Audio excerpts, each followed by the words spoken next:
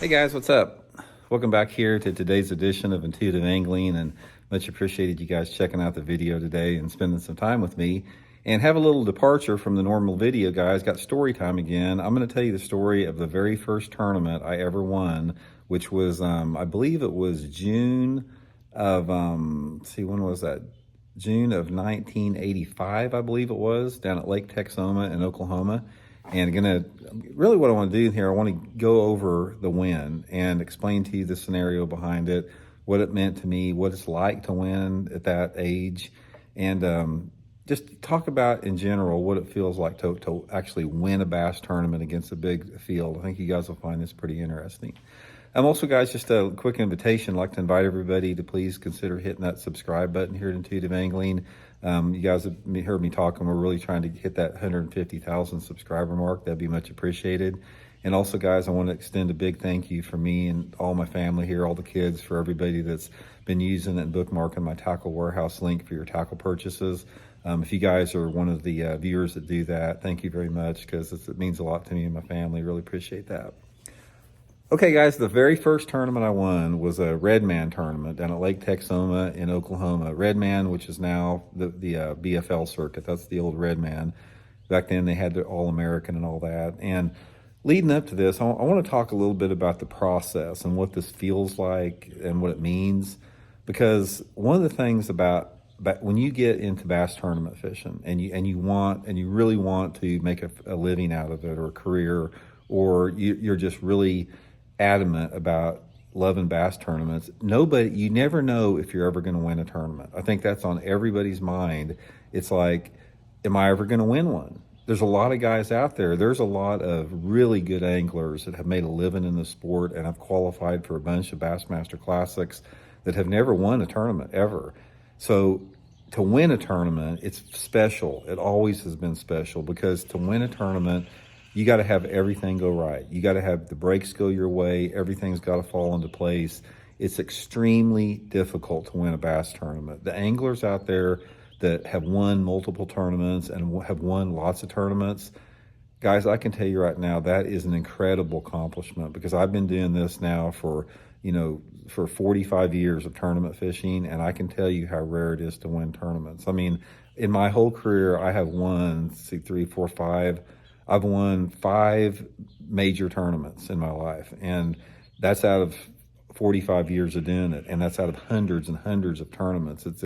It's just so hard to win. I've come close a bunch of times, had fish on and lost them dozens of different times, but to actually get it done and to win is super hard. So anyway, let's get into this tournament. This was, like I said, it was 1985, or 1984 or 1985. I can't remember. I think it was 1985. So I was in my early 20s, and that was my second year fishing the Redman tournament circuit. I qualified for the All-American in 1984, and I believe this was our first or second tournament of the year down at Lake Texoma in Oklahoma. I'd never seen the lake before. I'd never been there. And I had a 340 Ranger, which is a 16-foot Ranger with a 150 on it.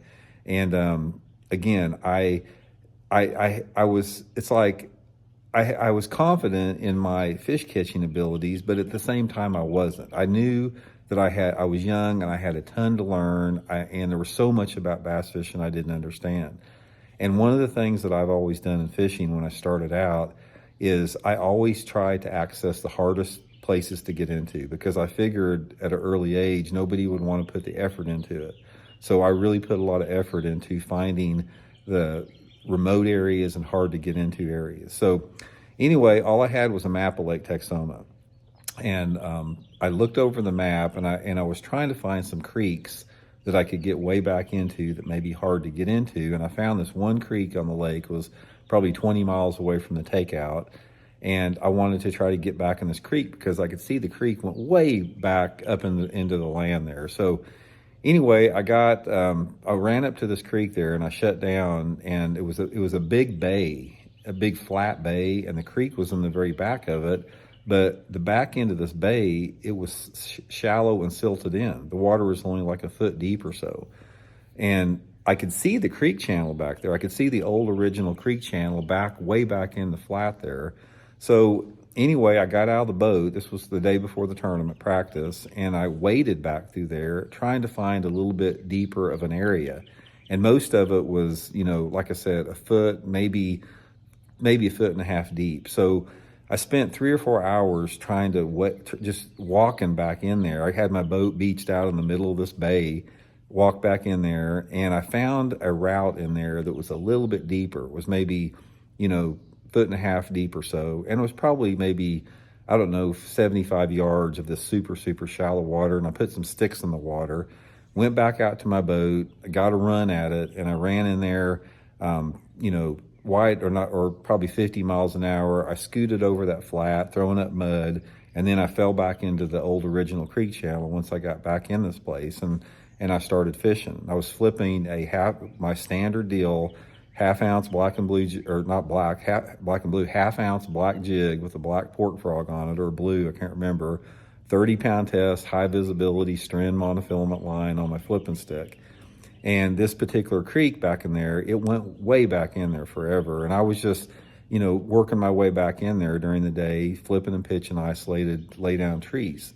And I cut my hook off. I didn't want to hook anything. So I got 4 or 5 bites back in there. And some of them felt like they were pretty decent fish. So anyway, the first day of the only tournament day, I ran up there and it was really rough. Texoma is a big lake and it gets rough. So it took me a long time to get up there in that little 16-foot boat, and I ran over the flat, and I got back in there and just slowly started working my way to the back as far as I could get back up in that creek. And throughout the course of the day, over a course of 5 or 6 hour period, I think I had 5. Back then the limit was 7. It was 7 fish limit. So by the time I shut down and got back in there, I had 5 fish that probably weighed, I don't know, around 10 pounds, like, 5 2-pounders.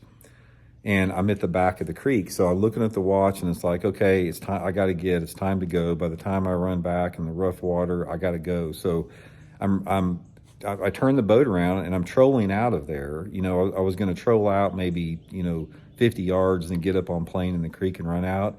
And I've got the trolling motor on high and I'm not expecting to catch anything. I'm just randomly pitching, down the bank just till I get in deep enough water I can get up on plane. I'm basically done fishing. And I make this random pitch with the trolling motor on high, and I remembered it was just a bare mud bank. There wasn't anything on it. And I pitch up there, and my line started swimming out, and I set the hook, and it was a 5.5 pounder, just out of nowhere. So that gave me 6. And like I said, I didn't even have a limit of 7 fish.